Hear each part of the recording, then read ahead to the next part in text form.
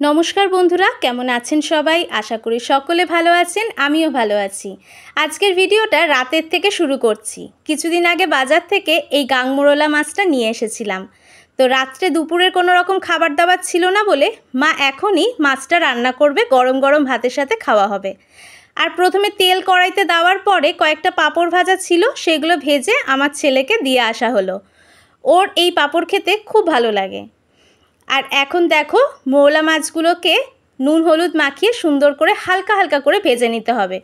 এখন যেহেতু আমরা ভাজা করব না, মৌলা মাছের টক রান্না হবে, তাই জন্য এখন বেশি ভাজার দরকার নেই। আর মাছটা যাতে না ফোটে তাই জন্য একটু ঠান্ডা করে তারপরে এগুলো উল্টে নেওয়া হচ্ছে। এখন বেশিরভাগ সময় মাকে দেখি মাছটাকে নামিয়ে তারপরে উল্টায়, তাতে বেশি ছিটকোয় না গায়ে। আজকে এটা রান্না হয়েছিল মেথি আর রাঁধুনি ফোড়ন দিয়ে, একদম অন্যরকম স্বাদ হয়েছিল। আর এখানে প্রথমে ফোড়ন দেওয়ার পরে টমেটো কুচি করে রাখা হয়েছিল সেটা দিয়ে দেওয়া হলো। তারপর পরিমাণ মতো নুন আর হলুদ গুঁড়ো দিয়ে দেওয়া হলো।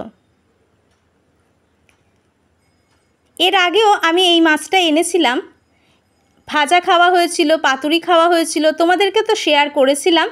এত টেস্ট লেগেছিল, মা বলেছিল যখনই বাজারে যাবি এই মাছটা অবশ্যই আনবি। এই মাছটা আমাদের এখানে 70 টাকা করে নিয়েছে 500 মাছ। তোমাদের ওখানে কত কীরকম দাম অবশ্যই কিন্তু কমেন্টে জানিও। আর কে কে এইরকম মৌলা মাছের টক খেতে পছন্দ করো অবশ্যই জানিও। এখানে টমেটোটা একটু ভাজা ভাজা হওয়ার পরে পেঁয়াজ রসুন লঙ্কার যে পেস্টটা কড়াই থাকে সেটা দেওয়া হলো। আর এখন সুন্দর করে সমস্ত কিছু মশলা কষিয়ে নেওয়া হলো। তারপর পরিমাণ মতো জল দিয়ে দেওয়া হলো।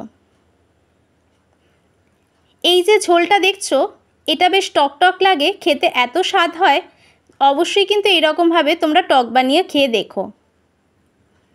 আর টমেটোর টকের টেস্ট আলাদা আর তেঁতুলের টকের টেস্টটা আলাদা। এই টকটা কিন্তু মৌলা মাছ দিয়ে খেতে খুবই ভালো লেগেছে। রাতে গরম গরম ভাত হয়েছিল আর দুপুরবেলা যে মোচা রান্না হয়েছিল সেটা অল্প থেকে গেছিলো, তো সেটাই মা পাশে দিয়ে দিয়েছে। আর এখন গরম ভাতে মৌলা মাছের টক দিয়ে খাওয়া হবে। প্রত্যেকেরই ভাত বাড়া হয়ে গেছে, এখন সমস্ত কিছু বেড়ে এক এক করে আমরা খেতে বসে যাব। চলো এবার পরের দিন সকালের রান্না দেখাই। তোমাদের মাছ এনেছিলাম যখন বলেছিলাম ভোলা মাছ এনেছি, তো আজকে মা ভোলা মাছ আর পটল আলু দিয়ে রান্না করবে। ভেবেছিল পটল আর আলু আলাদা ঝোল করবে, কিন্তু একসঙ্গেই মাকে বললাম সমস্ত কিছু দিয়ে মাছের ঝোল করে নাও, তাহলে আর আলাদা আলাদা করে দুটো তরকারি করতে হবে না। তাই জন্য এখানে কড়াইতে তেল গরম করতে দিয়ে আলু আর পটলটা একটু ভেজে নেওয়া হচ্ছে। ভোলা মাছে যেহেতু কাটা নেই, আমার ছেলের খেতেও সুবিধা হবে, তাই জন্যই আরও এনেছিলাম মাছটা। আর খেতে কিন্তু খুব স্বাদও লেগেছে। পটল আর আলুটা ভাজার জন্য একটু ঢাকনা দিয়ে রেখেছিল মা, সুন্দর ভাজা হয়ে গিয়েছে, এখন তুলে নেওয়া হচ্ছে। ভোলা মাছ যেহেতু প্রায় 900 গ্রাম ওজনের ছিল, তাই জন্য অনেকটাই বড় মাছ। আজকে কয়েকটা পিস মা রান্না করেছিল পটল আলু দিয়ে, বাকি যে মাছগুলো রয়েছে সেগুলো একটু কষা করে খাওয়ার ইচ্ছা আছে। মাকে বললাম আজকে এইভাবেই রান্নাটা করো, খেয়ে দেখি কীরকম লাগছে। আর এই মাছটা কীরকম ফুটছে দেখেছো, একবার তো তেল পুরো ক্যামেরার মধ্যেই ছিটকে এসেছে।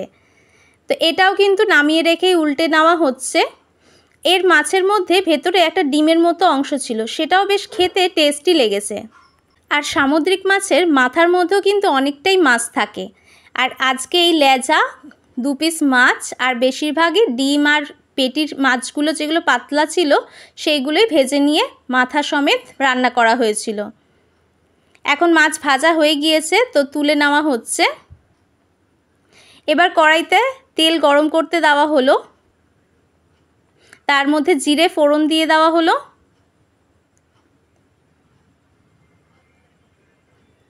জিরেটা একটু ভালো মতো ভাজা হয়ে গেলে এটাতেও টমেটো দিয়েছিল।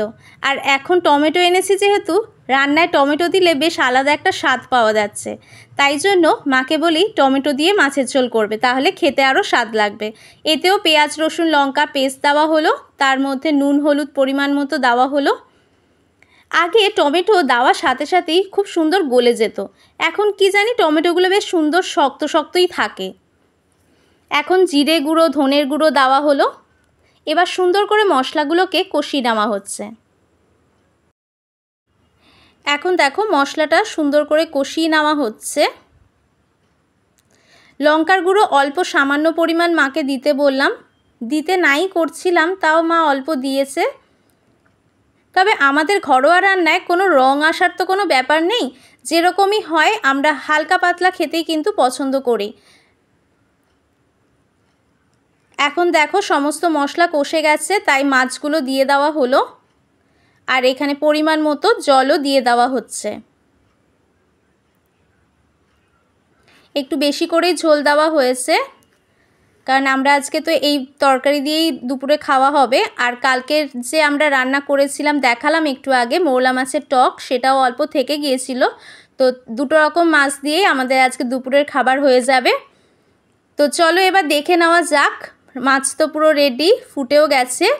এখন বাবা কাজে যাবে, তাই জন্য দুপুরের খাবারটা রেডি করে দিচ্ছে মা। টিফিন বক্সে ভরে দিল, দুপাশে ভাত দিয়ে দিচ্ছে যেরকম প্রতিদিনই দেওয়া হয়। আর আরেকটা যে বাটি, সেটার মধ্যে ভোলা মাছের পটল দিয়ে আলু দিয়ে যে ঝোল করা হলো সেটা দিয়ে দেওয়া হচ্ছে। আর অল্প মোরলা মাছের টকও দিয়ে দেওয়া হলো। আজকের ভিডিওটা ভালো লাগলে অবশ্যই কিন্তু লাইক কমেন্ট করে জানিও। আর যারা শেষ অবধি দেখলে তাদের অসংখ্য অসংখ্য ধন্যবাদ। ভালো থেকো, সুস্থ থেকো।